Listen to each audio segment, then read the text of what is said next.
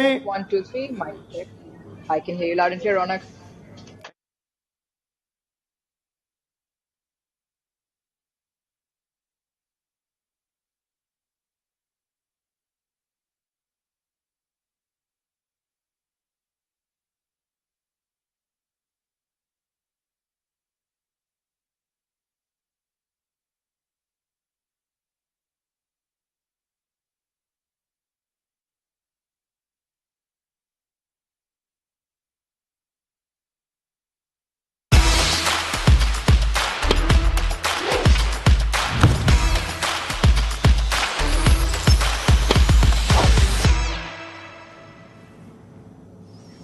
So that is the end of the opening game of the ICC Champions Trophy 2025. In 60 runs, the difference is New Zealand continue to outclass Pakistan like they did in the recently played tri-series, and it's a bitter start to the tournament for the hosts in front of a capacity crowd in Karachi. They were expected more from Pakistan. Kushtil Shah tried, Salman Agha tried, and there'll be a Babar Azam innings that'll be the subject of much debate over the next 24 hours or so. We unpack that and more on ESPN Cricket for Matchday in the company of Sanjay Manjrekar and Shane Bond. Rise and shine, still up in the wee hours of the morning in New Zealand. Uruj Mumtaz, I'm sure she's got all the notes ready when we talk Babar Azam. Bondi, why don't you tell us more about the emotion you have right now? You're celebrating. Yeah, really happy with the performance. A little bit disappointed, really, with the intensity of way Pakistan played. I thought they'd come out and play a much more high-tempo game. Obviously, with Bakr Zaman injured, it had an impact. But yeah, all in all, it was sort of a non-event, wasn't it? It always felt like New Zealand had the game under control after the first 10 overs. And it was a disappointing start to Pakistan's campaign, but a great one for New Zealand. Let's take those big words from there. Non-event, disappointing intent. At halftime, while we were in praise of Latham and Will Young, you said it seems so easy. The completion of this game, Sanjay Manjrekar, that's the story. It was too easy for New Zealand. And how much of a part did Pakistan play in that? Well, I think the score was slightly beyond reach, and none of us were surprised with Pakistan falling short. But the big talking point is not Pakistan looking like they weren't in the game chasing. There was just one man. The others, if you look at every individual, he came and tried. Salman Agha's innings in that partnership was brilliant. But when you have a guy who's just not keen on tackling the required run rate, then the pressure builds on the other guy. And that is why Salman Agha got out at the time he did.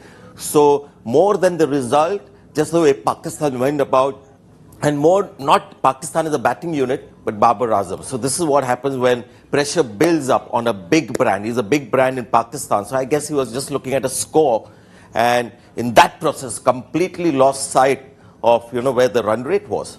Elephant in the room. So let's go straight into it, right? Because all the other things can be spoken of.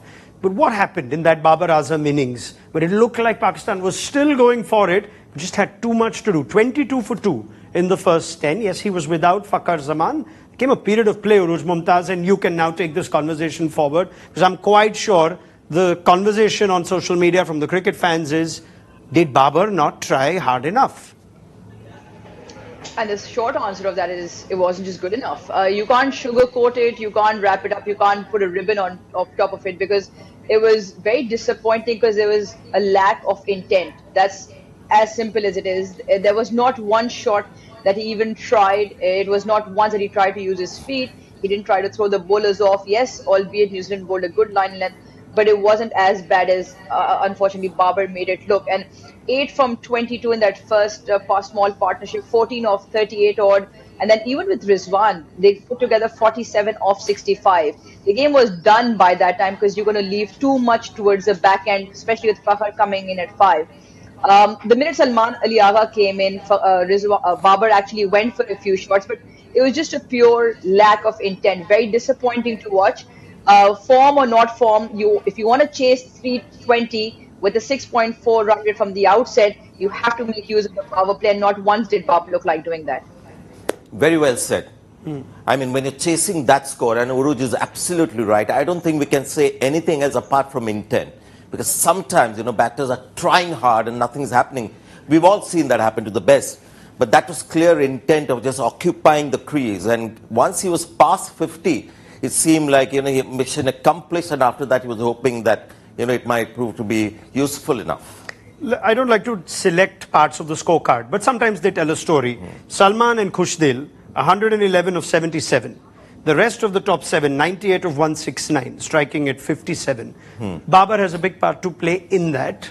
Let's try and understand, if anything, the way the innings played out made the Babar innings seem worse, that there were still runs to be had, boundaries to be had. I think later on when you see these kind of batters hitting out, New Zealand knew that they were going to win the match. So whatever we saw later wouldn't have happened if New Zealand was in the game a little tense. They would have bowled a little more thoughtfully and maybe, wouldn't have allowed that kind of a recovery. New Zealand was safe and they were Mitchell Santner was tossing the ball up, looking to get a wicket. If it was a close game, he wouldn't do that. So that is slightly misleading. The other thing that happened, the dew didn't come in for the Pakistanis. So the chase was never going to be easy. But intent was a problem with Rizwan and Babar Azam.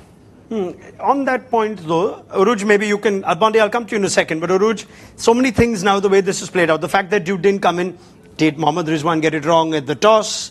Why did it made to be feel like it was so much harder than it was? Again, just lack of intent, like Sanjay is even saying, dew or no dew, your bat still needs to have that motion that you're trying to hit the ball. Yes, Matt Henry bowled some good lines, but how was it like once you'd gotten past a certain milestone? Salman Ali Agha came in, looked like he could score. Khushdil Shah as well timed a few, and even when Babar tried, he did connect. So it was, I not quite can't put into words. It's obviously a fine line that we tread on in using adjectives, and we have to be careful as well. But I simply think this is just unacceptable. There's nothing else that you can put onto that. This is a lack of shot selection and shot making in the entirety of the first part. They were 22 for 2 in that power play. It's the lowest a home side has been in an ODI match in the power play on home soil. That's how bad it was. Does that now, in just one game, because of the nature of this tournament, one game could be decisive, Uruj, make us think about the decision itself to put Babar at the top and whether this has been a wrong one? Well, again, the thing is, then what do? Do you change him after one game? Fakhar, if he still has that problem, whatever he's pulled, and if he's not fit for the next game, you have another new opener in either Usman Khan and Saud Shakil continuing. Or does Babar open? I think there's a lot of problems to be solved. But again, the problem is if he still doesn't open and if he's there after the first ball, what happens then? Because Usman Khan will go after his shot. Saud will probably continue to open.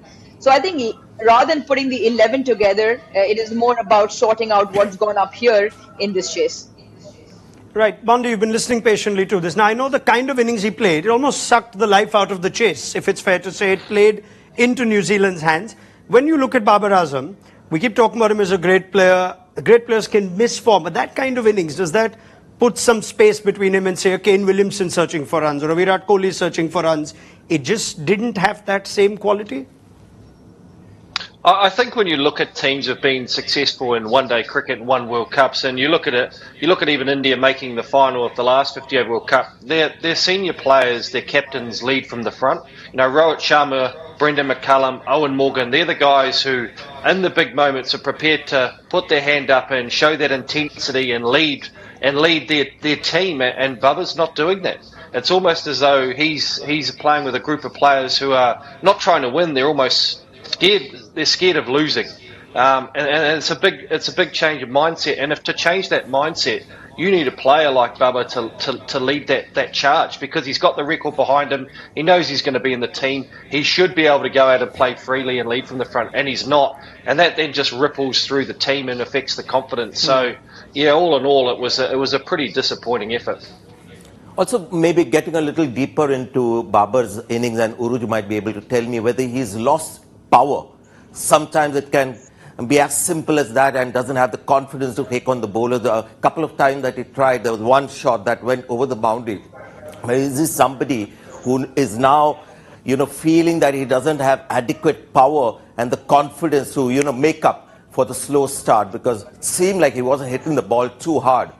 And while the fast bowlers were on, you could see there was some kind of timing and there was a rhythm to his batting. The moment the Kiwi bowler slowed the pace down, he seemed to struggle because it doesn't seem to be too much power and strength in his shots.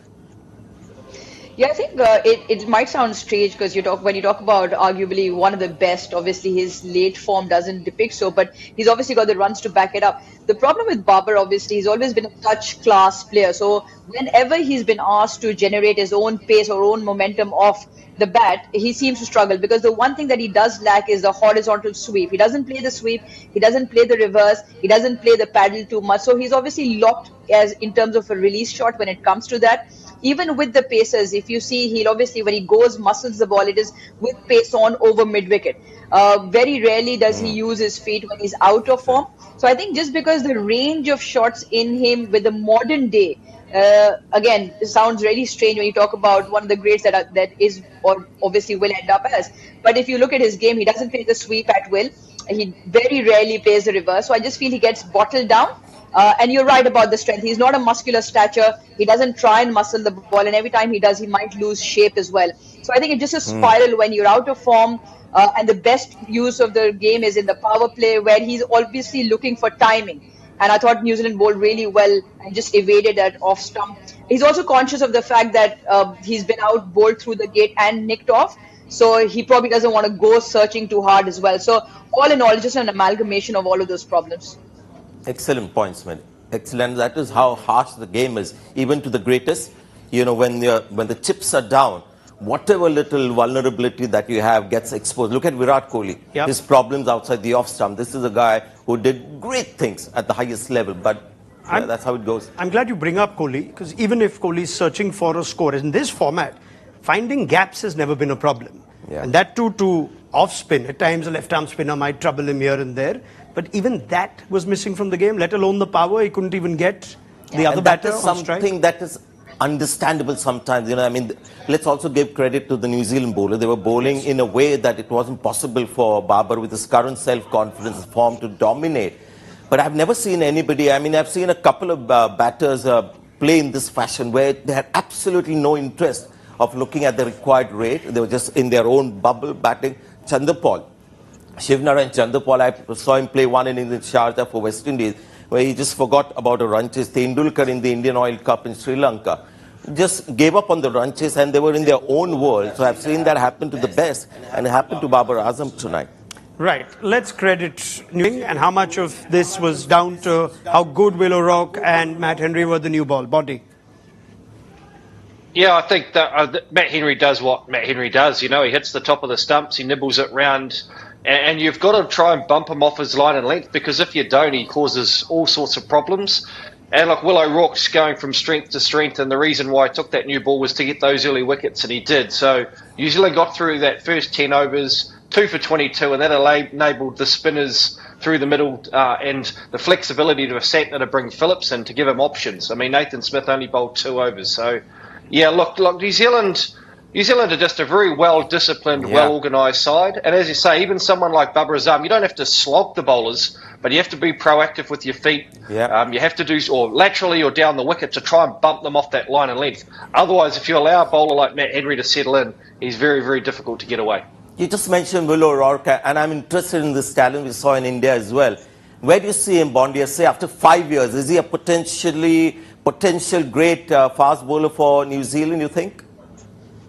I really think so. I think if you look at him, he's still rough around the edges. I think you'll still see the odd loose ball, one that just gets away from him. But you also see the development of his skill set. You see he's got the slow ball, the slow bouncer. His Yorker's not bad. He's just a very young bowler who's learning, but he's very fit. He's got a great temperament, and he bowls fast, and he's got height.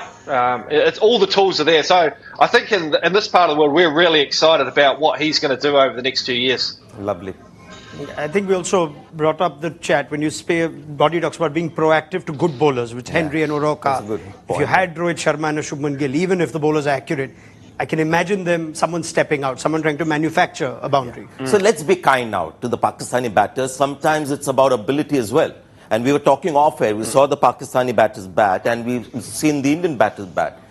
Somehow you look at Indian batters when they come through to the top level, they look like finished article. Like, you know, they're ready for the big thing. The Pakistani, a few batters, you think they're still rough around the edges, as he mentioned with O'Rourke.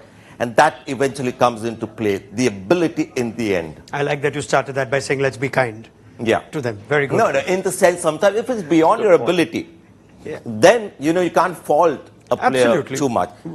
All you can expect is they do the best to your ability, the cliche term, and that's where ability also was lacking a bit with Pakistan. And it's not like we have to force ourselves to balance a conversation, but for whatever it's worth, Babar Azam's played for a long time. How much of this, Uruj, was down to missing Fakhar Zaman, who was supposed to provide the impetus, or Babar saying, I can take this game deep and perhaps produce 100 of the last 8-10 overs like New Zealand did with the kind of hitting we saw lower down the order? I think it was just asking for too much. I mean, you can produce 100 in the last 10 overs, but then you have to keep up with the rate for the first 40, which you didn't. Again, coming back to Sanjay's point, if there is a lack of ability, then there's a bigger red flag for Pakistan cricket as a nation, because if you're playing at the highest level, it also has to do with 4 players being slotted in who haven't played ODI cricket in 2 years. Injuries being hit, you could have very easily brought Imam back in, or Shan Masood as well. Even at the moment, he was in good form. But all of those things put to rest, I still feel the lack of intent, because when you come to Babar, you don't have to hit the ball too far. You just have to clear the inner ring. So in this game, it was all about intent. Pakistan played over 170 dot balls, and 140 of them came within the first 30 overs when your top 6 were still batting. So those were where Pakistan lost the game as well, where there was a lack of intent and they weren't proactive enough in rotating strike. It was just all it was like a curtain had been drawn in front, and they completely lost the plot in terms of a lack of understanding on what needed to go on. So I think, yes, we can be kind and the ability bit comes in. But I think by and large, Pakistan, I'm again struggling to put into words, because you're at the professional level. If Fakhar didn't open, yes, Babar could have had a different opening partner, which was Saud. All of those things are conversations prior to the tournament, and you somewhere along the lines, you have it in the back of the mind that if this doesn't happen, that can happen. So I think as professional athletes, those could be down to excuses. By and large, Pakistan had a disappointing evening. I'm just concerned about more the ability part of it, because the intent can be sorted out by just being, telling the person that you've got to change it. I want to see the next game and the game after that to see whether this is a problem of ability or it's only intent. Right, fair enough. But once again, we make it a point to credit how good New Zealand were, and not just the seamers at the start, but it looks like Mitch Santner's been captaining for 50 years, Bondi. Use of his spinners, they just go about with no fuss, competent, efficient team, aren't they? Yeah, and I think it's like every captain, if your teammates are playing well, they make you look good, And so as the team is playing well around him, he is a very calm and calculated character. And I do like the fact, and you've seen it more and more now, the bowling captains, when you get into high-pressure games, they have that understanding of the mindset of bowler, and it certainly does make a difference. So, look, New Zealand's a very strong team. I was really confident when they came into this tournament that they have got a very good squad and could challenge, and the lead-in's been great, that they're playing good cricket, and they're always a tough team to beat, and I think they're going to be a tough team through this tournament. So much to like about New Zealand, Bondi. They batted brilliantly, their paces bowled well, their spinners were, getting wickets at the right time. Fielding, Glenn Phillips was outstanding, so were the others. But here's another thing that I was really impressed with New Zealand. They are over 8. How good was that? Ticked all the boxes. Now, that is a rare sight, and I was delighted by it. Yeah, very good. All was so that Shane Bond can no box left. Just give me a one-word reaction to Glenn Phillips. And we've seen him take great catches, but there were no words on commentary at the time. I think it was reflective of how superhuman the effort was. Daniel Vittori said it, right? He's a gun for you in the field, and we saw that today. Bondi? Yeah, he's one of those guys who will drop the absolute goobers, but when he's horizontal and parallel to the ground, that's when he does his best work with one hand. He's unbelievable. Uruj, you were at the ground, and we saw the crowd really invest into the game emotionally. What was the reaction when Phillips did what he did? Oh, well, it was absolutely ridiculous, all in the best way possible. It is, and he says this himself. He says, I'll drop some absolute sort of dollies and I will take stunners, and he quite enjoys it. And that's how it is. And you can never keep him out of the game. And I think he's one of those that if you make a dream team, he will be one right up there always. Bondi, Jonty Rhodes or Glenn Phillips for you? He used to feel that I point think as well. Jonty was in so close, he was almost on the stumps. I think Glenn would beat him in a foot race across the ground, but I think Jonty would still have him. Yeah, okay, cool. I could ask you also, Ravindra Jadeja or Glenn Phillips? Now let me think about it. Maybe in a race. No, he's not looking for an answer, Bondi. He's not looking for an answer. I'll tell you what I am looking for an answer for. We normally say we don't try and judge after one game, but that's why I love the Champions Trophy. You have to judge after one game. Good point. Pakistan play India next. Can they recover from this, or is this just increase the gulf and this could possibly be India? See, I'm an extremely judgmental person. Don't tell me. And I'm not very patient with any player or any team. What I've seen today, in my mind, I've already established the hierarchy in that group. I see India and New Zealand. And like an idiot, a couple of days back, I did my top 2 teams from this group.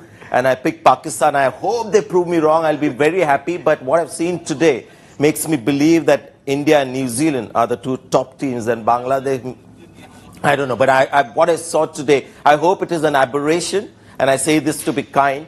But the bowling looked, as I said, insipid. The batting, no intent, / ability is a question mark. Yeah, problems. India should comfortably beat Pakistan. Uruj. Yeah, it's tough. Again, everything that Sanjay said, you can echo that. India-Pakistan always going to be a tense game in Dubai, where the pitches are slightly more spin-friendly, which brings India massively into the game. The level of skill will also be the difference in batting, and just a high-pressure game. Pakistan's obviously hasn't gotten over them in ODI World Cup events or ICC events in the one-day version. And coming off this heavy loss, coming off the Tri-Nation loss, they've obviously got Fakhr injured. There's lots of problems. Yes, when you push Pakistan into the corner, they come back. But I just feel an overarching view on this Pakistan side, the lack of quality and the depth of it, and obviously not enough penetration in that bowling lineup. I think India will have the upper hand. Quickly, I'm just curious. Can that be, are you saying that the selection wasn't great, that we're seeing a team that hasn't really excited us? I mean, of the squad, selection of the squad. There's about at least 3 names that have just popped in. The players that they carried for a year and a half, Irfan Khan, Niazi, Amir Jamal, the 2 quick bowling all-rounders. Abdullah Shafiq is gone missing. Yes, Saim Ayub got injured. Imam has prolific numbers in ODI format, especially in Pakistan. He could have been brought back in. He's been scoring heavily at the domestic level. But to bring in Khushdil Shah and Tayyib Tahir and Fahim Ashraf to bat in that middle order, I don't think they're your ideal finishers. They don't really have that striking ability. And with that bowling as well, Abrar has a lot of bowling to do. And then you're obviously struggling up the order as well with pushing Babar, who's anyways lack of form, or at least in the conversion point of it, and you've thrown him up the order, which he's not, I don't think he's liking that too much either. So there was a lot of question marks around the squad selection for sure. Oh, save it, Uruj. I don't think this is the last time we're asking you that question. And of course, the worse it gets for Pakistan, the better their chances, you'd think, of fighting back. They have a better record in the Champions Trophy against India than in the World Cup. And they did beat India the last time an ICC event was played in Dubai. For all that it's worth. Shane Bond is not bothered by that because India-Pakistan is, at best, Bondi, a place for second spot in the group. Let's talk about New Zealand. Well, just the perfect way to start and expect them now to get the job done against Bangladesh in their next game? You would expect them to. I mean, I look at Pakistan as an outsider, and New Zealand cricket and Pakistan are chalk and cheese. New Zealand, very stable, been together a long time, very settled coaching staff. And Pakistan's the opposite. It's sort of a coaching roundabout. There's a lot going behind the scenes. The selection, you never know who's quite playing. And it's reflected on their cricket on the field. And it's if you haven't got that lead-in and preparation and vision for your team leading into a big tournament, then it's really tough. Right. That's because where you're located on the globe, Bondi, you have the advantage. You're nicely insulated from all the perils of the rest of the world. Brilliant. That may be true. Very quickly, Bondi, Tom Latham is player of the match. Fair enough. We've had 2 very fine hundreds and we discussed that at length on our halftime show, so catch the thoughts of the panel there. But Tom Latham, suitable man of the match for today or player of the match? Yeah, definitely. It was either him or Will Young, wasn't it? But I thought, Tom had a really lean patch for the last couple of months, both in international and domestic cricket, and he's just hit his straps at the right time. He's a fine player, so it's great for New Zealand that he played well and he played brilliantly and held that innings together. So well done, Tom. Right.